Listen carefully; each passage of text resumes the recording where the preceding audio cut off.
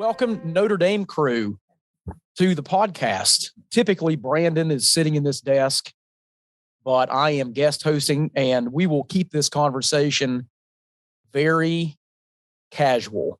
What was the process? How did you all hear about, like, who are these Coalfield people? Where the heck is Appalachia? Which, for the record, it is Appalachia, not Appalachia. Walk us through that. How did you like Coalfield, Appalachia? What is West Virginia? Why am I going? All of that. Ashley, I know that you said you don't want to be the teacher, you want to be casual, but I am the teacher. So now I'm going to be the teacher. I'd actually love to hear from one of the students first about what their reaction was. You know, they knew Appalachia and Coalfield development were part of our Frontlines in America course. So what were some of those early thoughts that you had? And when you found out that this was the team that you would be on?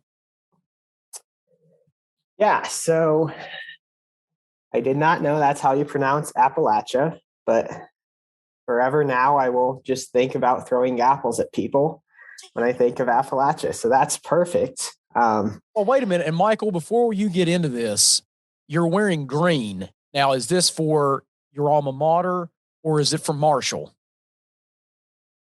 I'm going to go with my alma mater. I mean, I was in West Virginia. It was great. I love the people at Marshall, but I am a Notre Dame student through and through. So we're totally going to go with, and there's nothing wrong with that. Yeah. So, you know, I applied to come to West Virginia. I really did not know much about Appalachia and West Virginia in general.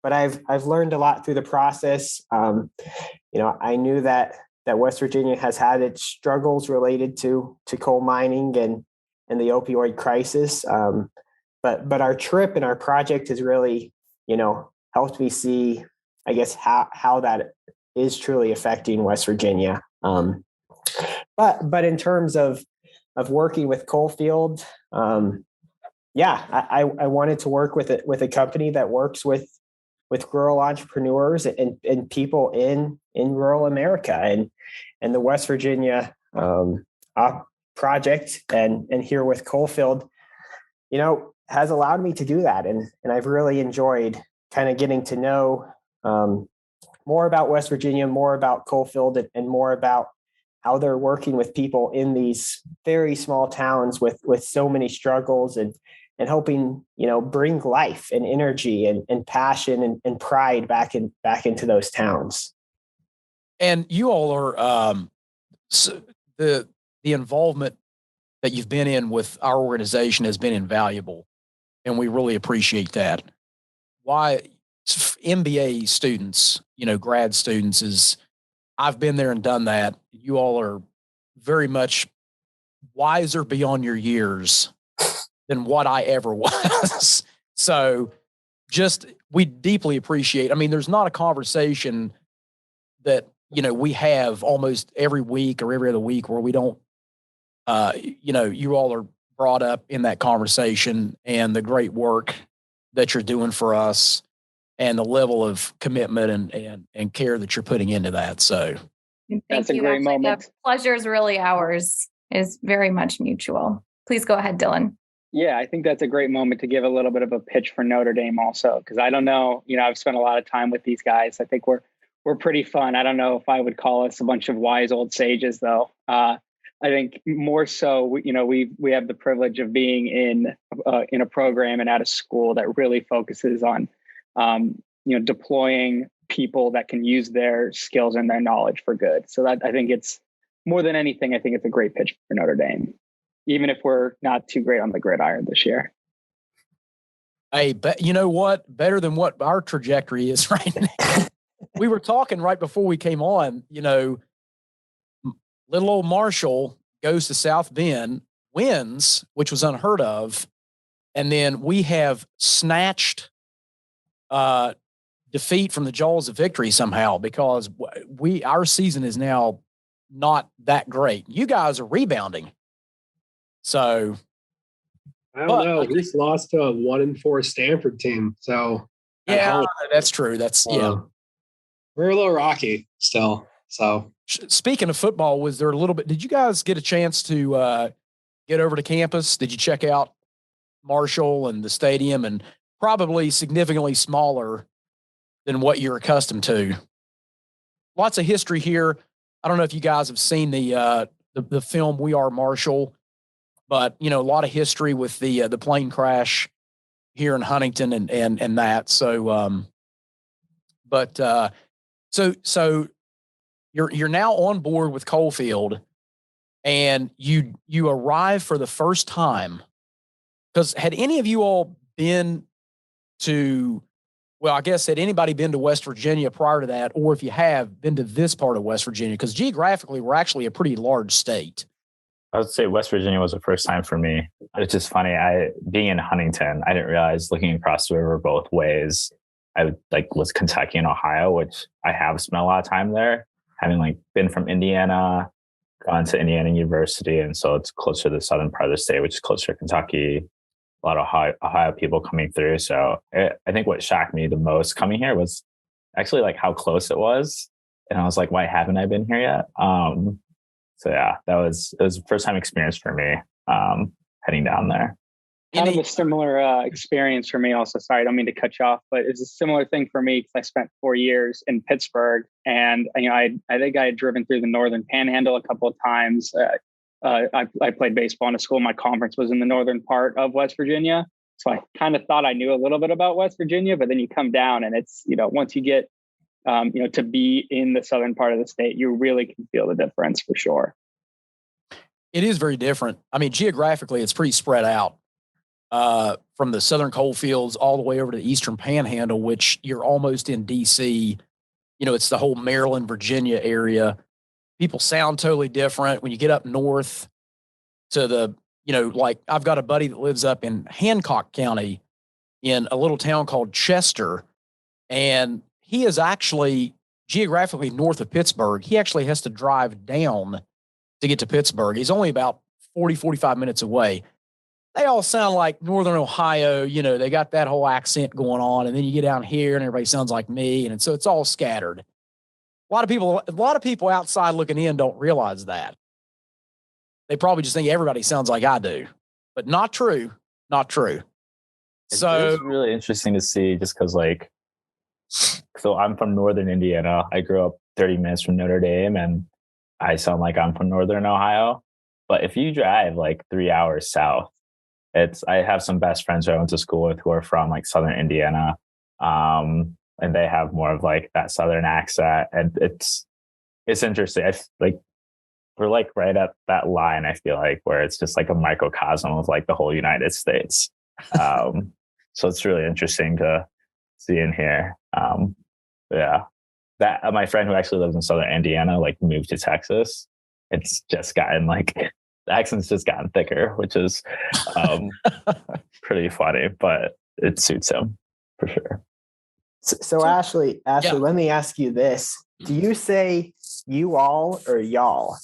Because when I was in West Virginia, I heard a lot of people say you all, pretty fast, but there was a definite you and a definite all instead of y'all. So y'all has almost become a Kentucky brand. I've got a lot of family in Kentucky, and growing up in Huntington, we're only 2 hours east of Lexington. So lots of UK fans. I mean, I grew up, I'm a UK fan as well and love the area. And I see some thumbs down. Uh-oh. So, y'all is a big brand in Kentucky, much like the beverage Ale 8.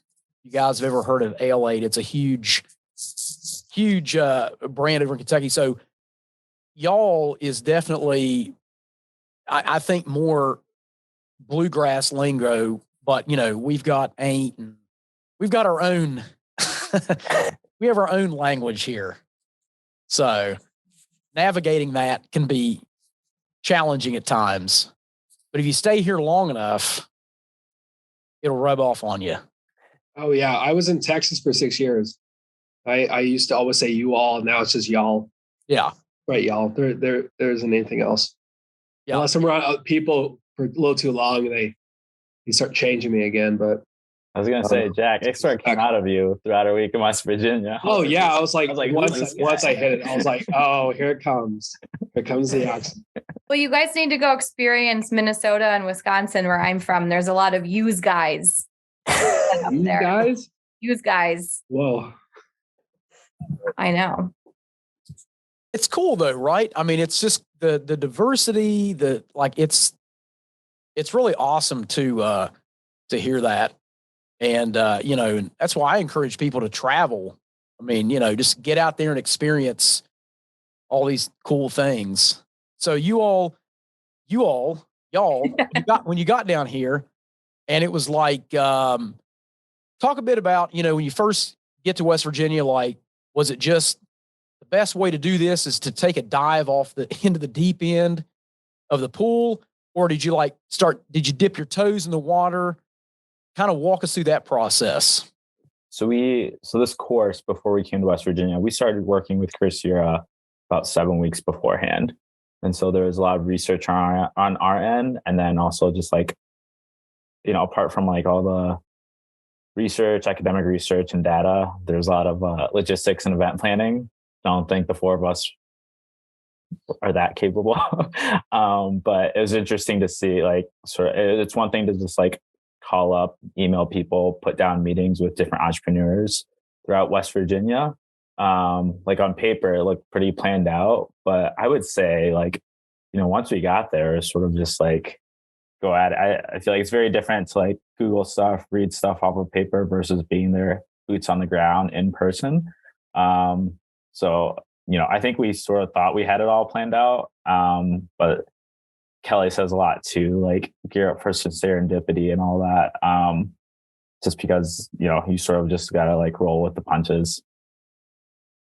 When you start talking to folks, particularly in that entrepreneurial realm, what did you learn right out of the gate, or what stood out, challenges, maybe even not so much challenges? Just how was that? I can go unless everyone else, please jump into. For me, it was a very inspirational week. Every entrepreneur I met was just such an expert at their craft and had such a drive that made me think, what the heck am I doing with my life? It was just so impressive to see. And there's a lot of a hope there, especially after, with a lot of the low workforce participation rate and the opioid crisis, you just saw a lot of light with these people. But as you mentioned, there were some challenges. And at the same time, I was also super fired up when I heard about the things some of these entrepreneurs had to go through, whether it was not being able to secure bank loans or anything like that, when, just a lot of things they had to go through that they shouldn't have had to gone through. But yet still at the end, still seeing them so successful, still so happy, still wanting to do more, whether it's for the company, for West Virginia, that pride. You definitely felt a lot of West Virginia pride, not just with the entrepreneurs, but through everyone doing that, but especially with them. They loved what they do. And that was so awesome to see. I was very, very grateful for all that.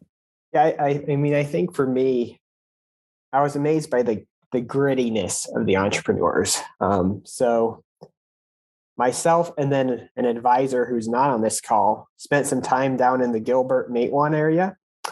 And we kind of, we met with Caleb at Highwall for a while, and that was awesome. And he truly is awesome. But then we kind of went off script and just started visiting places, and we visited a restaurant, and we visited a beef jerky company, and we visited this lodging place, and at each of them we talked to the people, and all three of them were fairly new starts, but they all had pretty deep roots in the area, and yeah, a lot of pride, a lot of desire to really build what they were working at, whether it's the restaurant or the beef jerky company.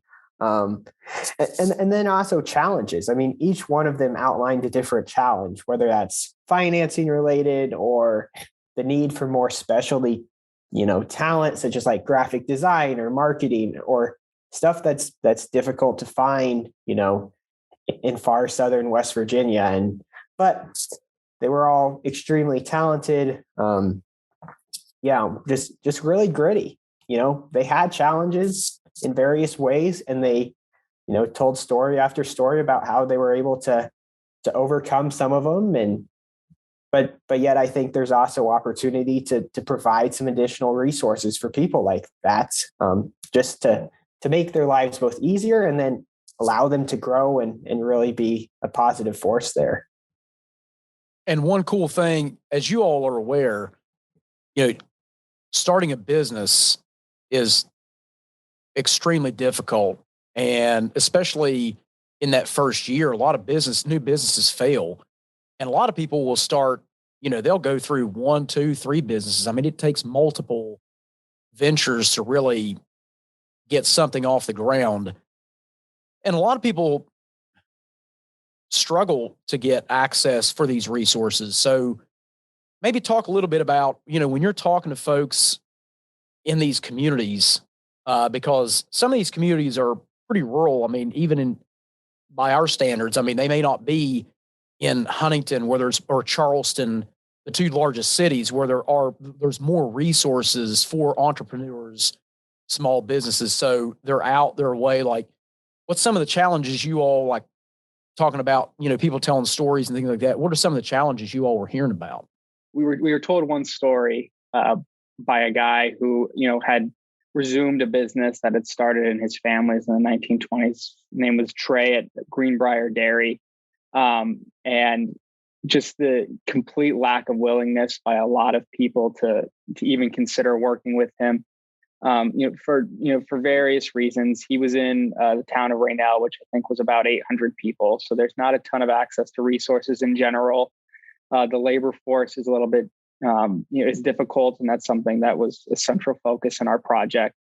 But even traditional institutions, were difficult in dealing with. He had a hard time getting money at all, or at least getting money without some, outright ridiculous stipulations like 300% collateral. I mean, so it's really, people are faced with a decision between, taking massive personal risk to rely on traditional institutions, or, just completely doing it themselves. I mean, we heard numerous stories from numerous people about saying, I'm not, I don't have the money to pay somebody to build this building for me. So I'm going to take as much time as I need to and just do it myself.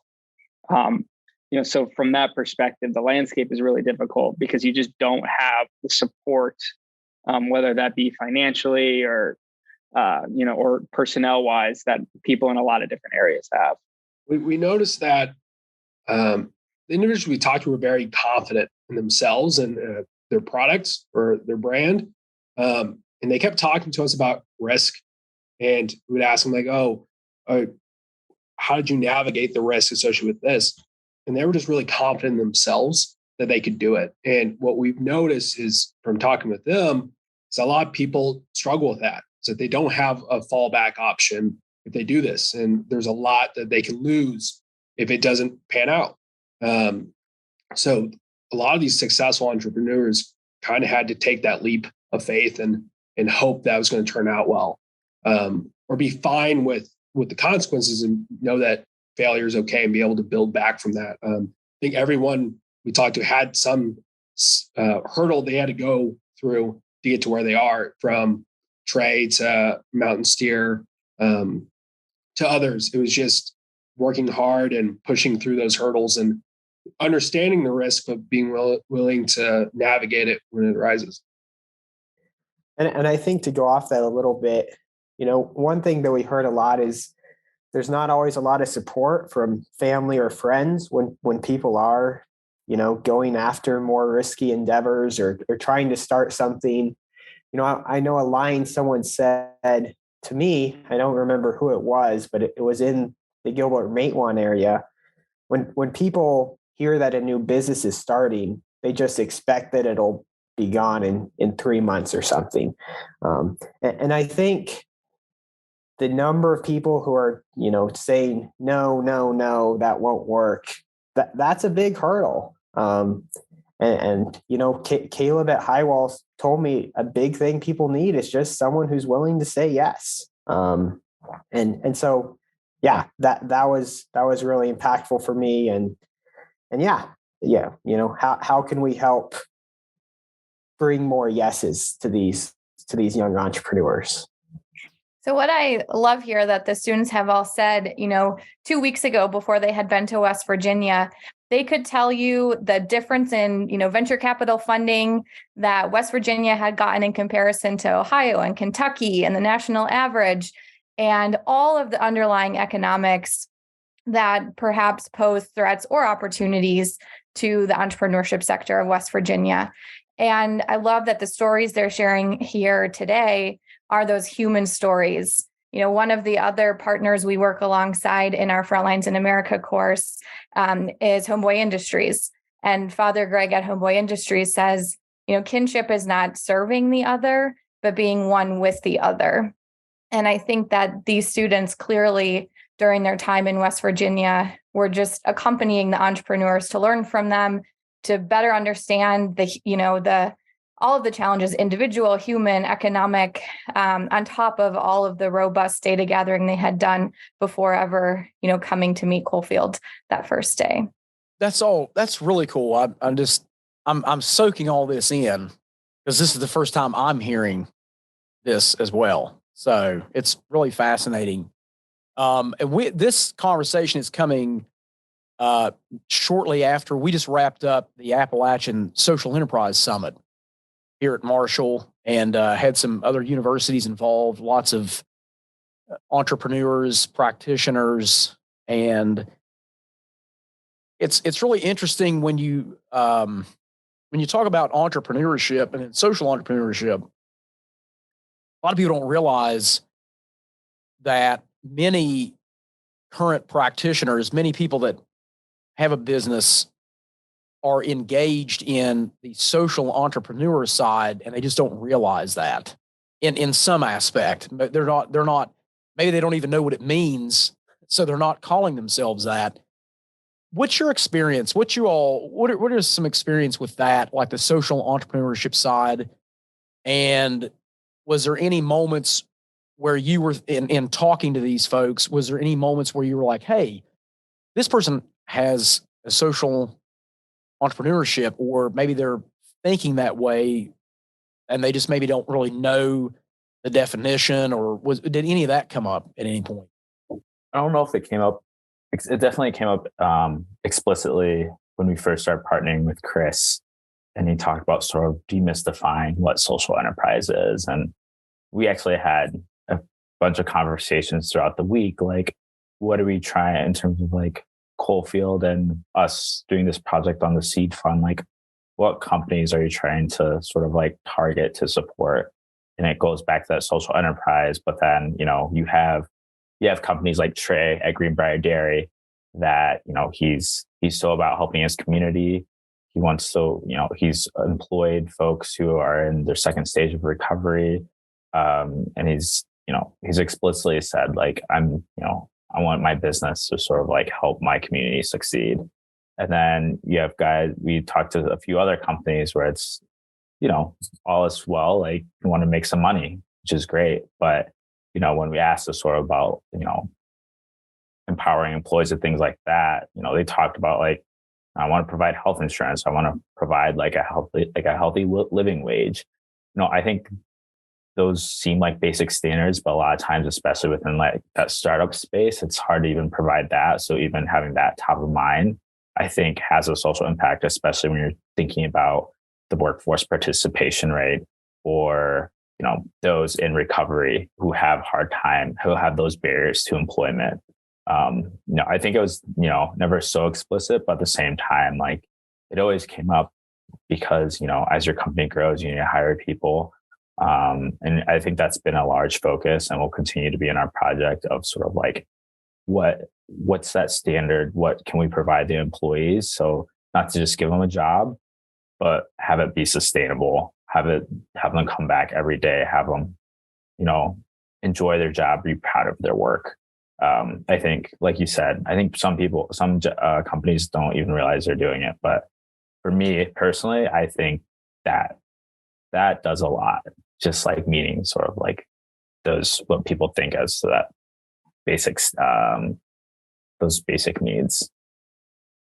Yeah, I think a lot of places we visited had components of social entrepreneurship in them. I mean, even places that like, we visited some companies in Hinton, and through that we learned that because of their success, other companies are starting in Hinton, and other companies are bringing good, and other companies are revitalizing downtown and employing people there, and bringing outside money into the community. And for somewhere, like Hinton, that I'm sure has historically had struggles, I mean, that's huge. That's so impactful for that community. And I think we saw a lot of that in a lot of the places we visited, where a company's coming in and yeah, maybe their mission is, I want to build a successful company and make money, but because of their success, other companies are starting, or other people are able to be employed, and the community is improving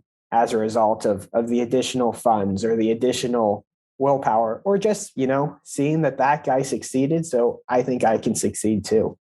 That's interesting that you say that, because Caleb was my first guest today, and we talked about, a rising tide lifts all ships, and how there is this economic diversification, economic rebuild that's happening right now here in the heart of Appalachia. And we're trying to move more options to the table, so we're not, less one-dimensional or two-dimensional, more multi-dimensional in achieving that economic diversification goal. Is that something that when you guys, when you all are out chatting with the folks, these entrepreneurial minded folks, and is that something that came up too? Is like, I know there's sometimes a fear of failure, but Michael, you said it sparked conversation and other people to want to do the same thing. Was that just, did you see that in different areas?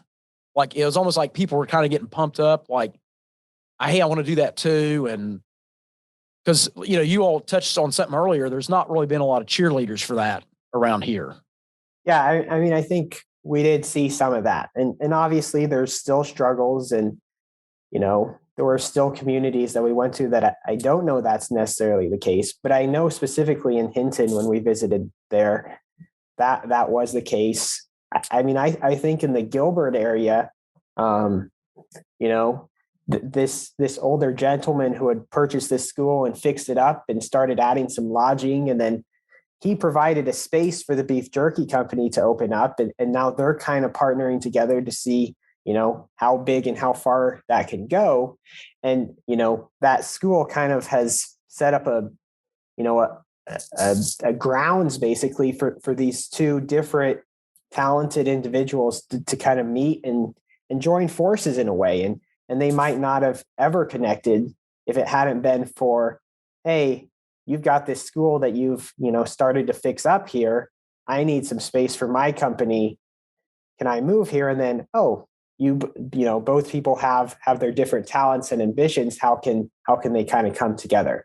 So I think that was really cool. And I think, we heard that there are more ideas and there's more talent and more peoples in these communities. So I think a big step is, how can we support that? How can we help that talent emerge? And as more of it comes out, I think more will emerge from the woodwork.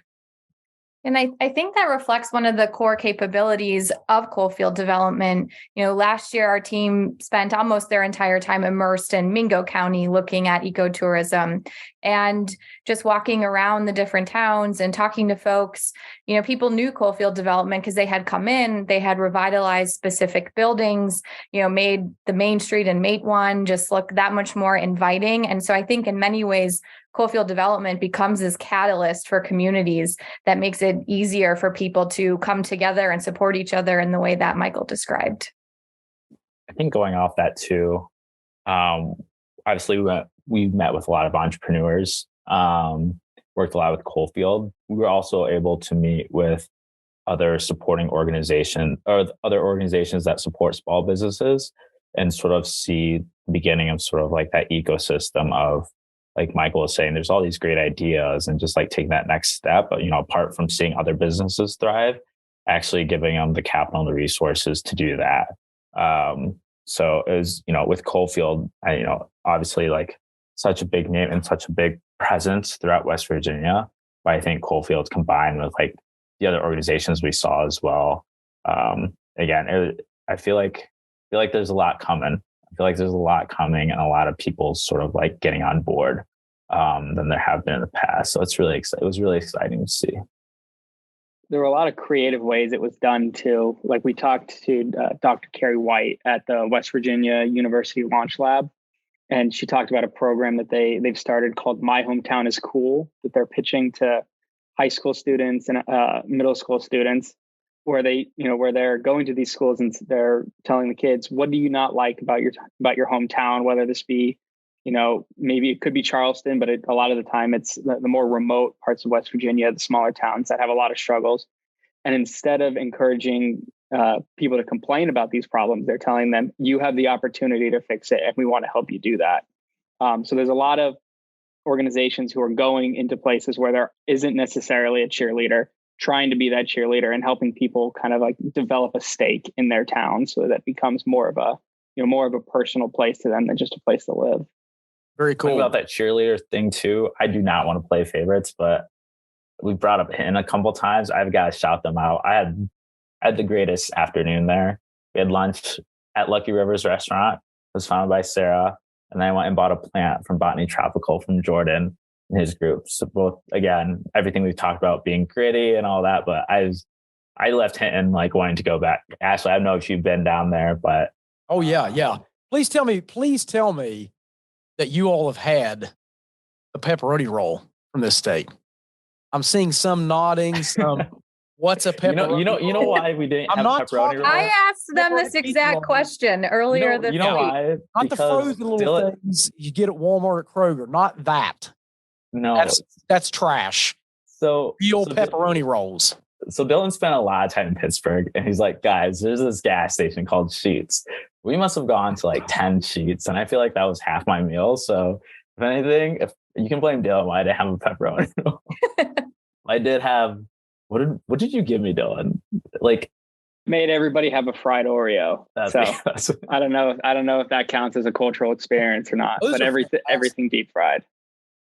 Yeah. Okay. So other thing too, speaking of food, hot dogs, sauce or chili on the dog, sauce or chili. What do you say? I want sauce on it or I want chili on it? Oh, I want chili on it. All right. Chili. 2 for chili. I want both. I load my hot dog. So what you needed to do is go to Hillbilly Hot Dogs. You can get any kind of a hot dog you can imagine. Pizza dogs are amazing. They don't sponsor this show, but they should. Because I'm giving them huge props. But when you're, the hot dogs, the pepperoni rolls are a cuisine here. So, our first year working with Coalfield Development, which was actually the year that we launched the Frontlines in America course, it was 2020. What a time to launch an experiential learning course. So we could not even go to West Virginia because of the COVID protocol. But we did find a way to safely bring Chris Ura back to campus. And so he wanted to bring a taste of West Virginia with him to Notre Dame for that team who couldn't experience West Virginia. So he had all kinds of pepperoni rolls and snacks and, West Virginia brewed beer for the team to sample. So I don't know. I guess there was more pepperoni rolls on the first team that didn't even make it to West Virginia than on this team. Hey, there's some good eating. I'm a foodie guy. There's some good eating all over this country, but I don't know. It was awesome to see it. Are you based out of Huntington, Ashley? Or are you like? I live right in between Huntington and Charleston. I'm in like the suburbia capital of West Virginia. Okay.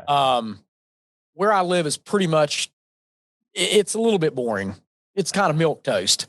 So I'm in But you got Huntington and you got Charleston. I'm right in the middle. Either area, a good time is to be had. Okay, so I was gonna say, you definitely had us on football.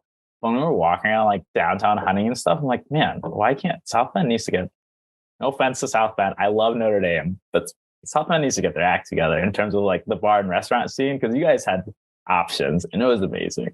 Like all around Huntington and on throughout West Virginia too. There's a lot of, everyone's always like, did you try this yet? Did you try this yet? Many options, and I don't think anything really disappointed. But well, Huntington is turning into a foodie town. Huntington, you can tell, has made a lot of strides to kind of rebranding itself as a foodie town, which is awesome because we desperately needed that. And it is and Huntington obviously is a college town, so there's a lot more kind of drawing in younger folks than you would find in other parts of the state. But duly noted that when we hear about bars, it's usually Morgantown, WVU. It's usually more, those folks up there that burn couches. Those folks up to the north of here. So, but we do love our WVU neighbors. Well, Jack was scared of him. Jack's a big Baylor fan, so he was a little nervous wearing his Baylor gear around Morgantown on. Oh, West Virginia has my number, and this year for football, I just can't. I don't know what to do. Marshall, now WVU. It was a sad Thursday. I'll just say, a sad Thursday. And we're sitting over here in the Sun Belt Conference, and in one weekend, the weekend that Marshall beat Notre Dame, I mean, the Sun Belt Conference looked like ballers for some reason. Appy State. I mean, it was pretty nuts. But I have not been to South Bend, and I desperately want to go. Consider yourself invited. Hey, I just want to experience Mass as a Catholic. Yeah. For the record, I really want to get up there and experience that part of what there is to offer up there. So would love to do that. So our last session in class, we went to, I don't know if you know Father Hesburgh, who's the president of Notre Dame for a long time, and Kelly arranged for all of us to go to his office, which is still there, and everything's still in place. And being on Notre Dame's campus you definitely like feel sort of like, I don't know what it is, like an aura or a vibe, but it was like next level going to Father Hesburgh's office and just hearing the stories from Father Doyle, who sort of was like our guide throughout. It was, Kelly, I don't know if that's like available to the public or you have to plan ahead, but I don't know. It really is such like a spiritual experience. And something like I didn't expect coming to Notre Dame. I thought I was just going to come get my MBA. And then it's been, I don't know, it's been amazing in that sense. Yeah. No, it's not open to the public, but we can make special arrangements and actually we can get you there. Father Hesburgh was president of our university for decades and really took us from a, regional college to the international stage, and bringing Father Soren, our founder's vision to life of Notre Dame being a place for good in this country and in the world. So we lost Father Hesburgh. He passed away in 2015. But we have preserved his office, and it really is a spiritual place. You would love the Basilica and the grotto. We find so much meaning and connection to our purpose in life and to our university and its purpose in some of these places on campus. That's fantastic. I've always wondered, I mean, I know you don't have to be a Catholic to go to Notre Dame, but for me personally, I feel like I'm a convert from Protestantism, and going through the whole RCIE process, confirmation at Easter, I just, there's nothing like that. I mean, the experience is unbelievable. Sorry for cradle Catholics who did not get to experience that, but it's super remarkable. So I'm always curious if being at Notre Dame, Patrick, you were talking about like this, it's a very spiritual experience. I've often wondered if people go there and maybe they're like not Catholic or maybe they're agnostic, maybe they're atheist, maybe they just check the I don't even know box. And I wonder if like being there, there's a pull. I mean, I feel like there would have to be, and I've never been. Yeah, I mean, inclusion is so important in our mission, right? We want an inclusive campus and a diverse campus. And, we not only have theologists and people who are, becoming priests, but within theology, we have a lot of specialty on all the religions of the world. And so it is a place for people who have an interest in faith and what unites us to really come together and pursue the greater good. So I do think there is this pull on a spiritual and a faith-filled level, regardless of religion. But, I'd love to hear some of the students' experiences as well. Yeah, I'm actually reading Father Hesburgh's biography after we visited his office. It was kind of an inspirational moment. And as part of that, there's a major emphasis during his tenure on academic freedom, but as part of academic freedom, embracing Notre Dame's reputation and its existence as a Catholic university. So those, you can really see those two lines of thought going together, where the university is what it is, but it really wants to embrace everybody and all perspectives and really be open to debate on different issues. So it's a good thing in that it opens more conversation than it closes, for sure. So it's really good for everybody from a lot of different perspectives, and I think it really contributes to Notre Dame being a great school. Yeah, I do think the Catholic identity is an important part of the campus. I mean, the Congregation of the Holy Cross, who runs Notre Dame, they initially started it, and they're still very present. They're everywhere. I mean, there's Holy Cross priests walking around all the time. I know every dorm has a mass at 10 p.m. on Sundays. And my friends who went to undergrad here said that, pretty much everyone went to that regardless of whether they were Catholic or not, just because, this is Notre Dame and that's what you do. And you go with your friends. And so, yeah, I mean, it's an extremely important part of Notre Dame. And, it was a draw for myself, wanting to continue my education and all that, and to come be a part of this culture. Yeah, just to go off that too, I personally have had a chance to revisit my faith. I'm not Catholic. I'd probably say I'd lean more agnostic, but I think, yeah, Notre Dame as a place definitely sort of provides those open doors to conversations. But I think a big part of it too is the community it creates. And Michael and I had to drive back together for 7 hours from West Virginia. We definitely talked about it for a couple hours, and it's great that like I can feel that comfortable, even though we're both at different places in terms of faith and all that. And so it's really cool to, I know it's comforting to sort of like be in that place.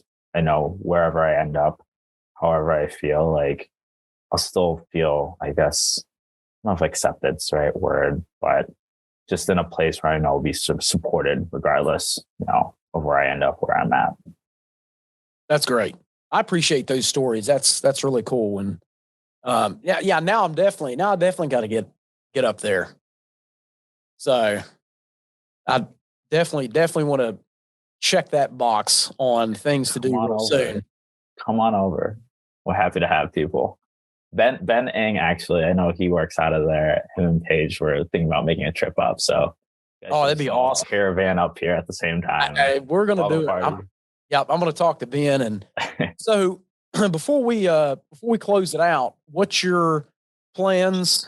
Moving forward. Like, what are the goal hopes on your all's end for our neck of the woods down here, and what's the plans moving forward? So we'll be issuing a final recommendation based on all the information we've collected, both in our prior research and everything that we learned while we were down in West Virginia. But in terms of our goals, they really are, we want to be able to help Coalfield effectuate its goals. And primarily when we were talking to Brandon on Monday, It was about increasing labor participation and primarily, creating more desirable jobs, as a redeeming activity for West Virginians, as the state and really as the country and the world as a whole participate in a transitioning economy. So, all that to say, we want to be able to help Coalfield do what Coalfield wants to do. Yeah, I think Brandon's, in our first meeting said he wants to meet West Virginians where they are. And so, I think our recommendations, really are going to be centered around that statement. How can Coalfield development and other groups and people within West Virginia meet West Virginians where they are? And, when we were there, we found that West Virginians have a lot of pride for their state. There's a lot of resilience. They know that, there's a daunting task to kind of bring West Virginia to where it should and could be. But, they didn't really shy away from that. They believe it can get there, and they're willing to put the work in. And so how can we assist those people no matter where they are in their journey, personally or entrepreneurially? How can we meet them where they are and assist them moving forward so that, they can continue to build West Virginia into an even greater state? And I hope that, through, as we finish the recommendations here this year, it will set us up for continued collaboration with Coalfield Development. Each year, we've learned so much from Coalfield and from West Virginians to advance our own understanding of the role that business plays in society and to kind of use the moral imagination of seeing the world for its possibilities. So we hope that, we'll be back collaborating together well into the future. Well, I certainly hope the partnership continues for the foreseeable future. And Michael, Dylan, Patrick, Kelly, Jack, I can't thank you all enough for being guests on the show. I've learned a lot. This has been great. It's been very, very good for me. And just appreciate the invaluable work that you all are doing for Coalfield and for the folks here in West Virginia. Certainly excited to see the future, what that holds for this partnership. So thank you all so much for being on the show today. Thank you so much for having us. It was really exciting. When we first heard about this, we're like, you sure you want to talk to us? So hopefully it was worth your time too, because we've just been grateful to have any interaction experience with you all, just because it's been very meaningful for us as well. So yeah, just to echo what Pat said, thank you so much, and thanks for letting us visit your beautiful state. I mean, I think we picked the perfect time of year to visit. Mm-hmm. Everything was in full bloom. It was awesome. Next visit, we'll definitely be coming down and grabbing some pepperoni rolls. There will be a next visit and there will be pepperoni rolls. Please do. See you all. Take care.